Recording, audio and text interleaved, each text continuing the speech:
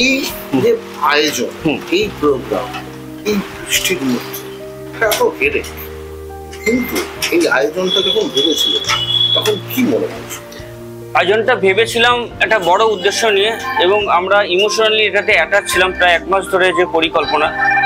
আর এটা একদমই হেডেক না, এবং এত বৃষ্টির মধ্যে দিয়ে স্যাড এসছেন, এত 200 জন মানুষ এসছেন।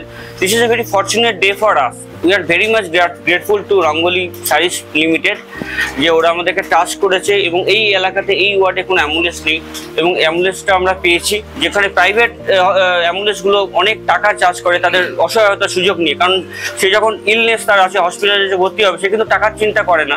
কিন্তু সেইটাকে আমরা একদম সাধারণ মানুষের পাশে আছি, যাতে তারা একদম minimum to minimum just fuel cost দিয়ে আমরা অ্যাম্বুলেন্স সার্ভিস দিতে পারি। যদি আপনার গড়িয়াহাটে কোনো অ্যাম্বুলেন্স থাকে, আমি যদি কল করি এখানে চলে আসবে, কারণ দেয়ার সার্ভিস প্রোভাইডার। আমি বলছি কি এই ওয়ার্ডে অ্যাম্বুলেন্স নেই, ওয়ার্ডগুলো ডিফারেন্ট। কিন্তু আমরা as a NGO rangoli sari, this is our initiative, আমরা অ্যাম্বুলেন্স সার্ভিস আজকে লঞ্চ করলাম। নট অনলি দ্যাট, আমরা এখানে সমাজকর্মী একদম কমিউনিটি হেলথ ইউনিট, যেখানে সাধারণ মানুষ, গরিব মানুষ এখান থেকে পরিষেবা পাচ্ছেন। ECG, oxygen per day 1000 rupees charge করে যারা প্রাইভেট, তারা গরিব মানুষের রক্ত চষে নেয়। তো সেখানে একদম মিনিমাম চার্জেস 100 রুপিস আমরা জমা নিয়ে আমরা কিন্তু এটাকে ডেলিভারি দিতে পারি। আমি অন ক্যামেরা বলছি আমি এটা।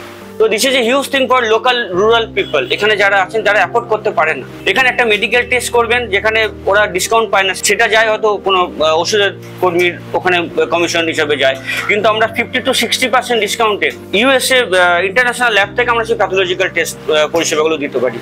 আমি জানি না কটা হসপিটাল করে বা কটা করে, আমি নাম নিচ্ছি না কারো, কিন্তু আমরা একটা কথা আছে যে আমি সূর্য যদি হতে না পারি, একটা চিরাগ তো হতে পারি। এটা সেই চিরাগ। এটা this is just 65 square feet একটা স্পেস, এবং এখানে আজকের দিনে স্যারের মতো লোক এখানে এসছেন।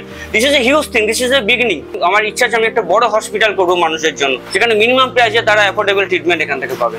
এই ধরনের যে কাজ একটা সরকার, রাজনৈতিক দলেরই নেওয়া উচিত, মানে একটা রাজনৈতিক দল বলবো না, সরকারের নেওয়া উচিত। সমাজ মানে কর্মী সংগঠন তারা নিচ্ছে, কি বলবেন? দেখো সবাই দেশে, আই মিন আপনি যদি বড় দেশ like developed Nations like USA তে আপনি দেখবেন বিল গেটস অনেক ডোনেশন করে, অনেক এনজিও তে কাজ করে। সো সরকার নিজে কাজ করবে, আমার একটা সমাজকর্মী আমরাও কাজ করতে হবে।